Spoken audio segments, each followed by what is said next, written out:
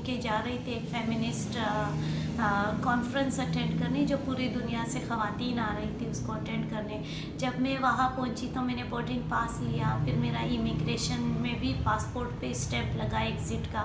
मैं जो ही थोड़ा आगे बढ़ी तो उन्होंने कहा मैडम आप रुक जाए, आपका नाम बी कैटेगरी में है। सो आई आस्क्ड बी कैटेगरी क्या है, तो उन्होंने कहा कि आपको बताते हैं। फिर मुझे कमरे में ले गए, वहाँ उन्होंने कंप्यूटर ऑन किया तो डेटाबेस पे मेरा पासपोर्ट और शनाख्ती कार्ड नंबर डाला, तो उसमें एक लिस्ट डिस्प्ले हुआ जिसमें मेरा नाम था कि नो फ्लाई लिस्ट में नाम है मेरा, और यही कि मैं एंटी स्टेट एक्टिविटीज़ में मुलविस हूँ। और फर्दर उसके नीचे कुछ था जो मैं नहीं देख पाई, तो उन्होंने स्क्रीन साइड कर दिया और मुझे कहा कि आप हमारे साथ आए। और मुझे एक बंद कमरे में, अंधेरा था, डार्क रूम में डिटेन किया 3 घंटे, वहाँ कोई नहीं आया।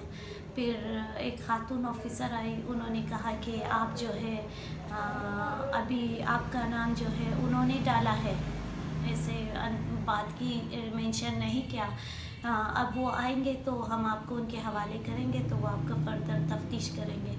फिर मज़ीद मुझे 4 घंटे एक और कमरे में शिफ्ट किया गया।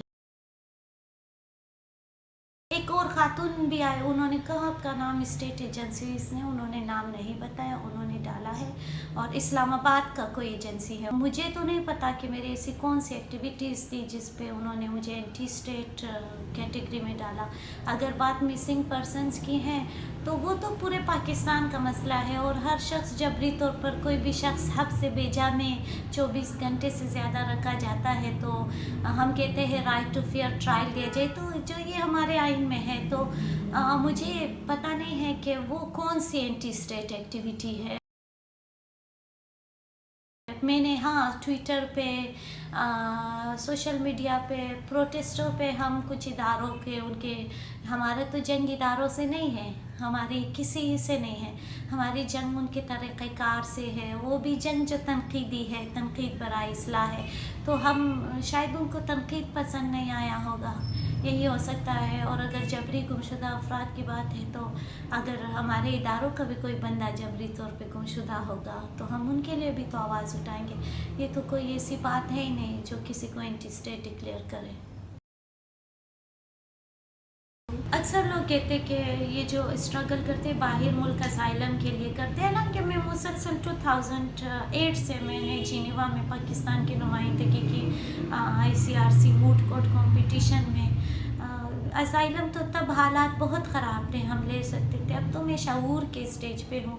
अब मेरा यहाँ कनेक्शन है, इवन मैं कोयटा को छोड़ के कोई और शहर का सोच भी नहीं सकती कि मैं उसको छोड़ूँ। मुसलसल आती जाती हूँ, मेरे पास US का वैलिड वीज़ा है, EU का है, मेरे पास UK का भी 5 साल वीज़ा है। मुझे तो वीज़ाज़ का भी मसला नहीं है, मैं क्यों असाइलम लूँगी, मुझे मेरे लिए जाना मुश्किल काम भी नहीं है।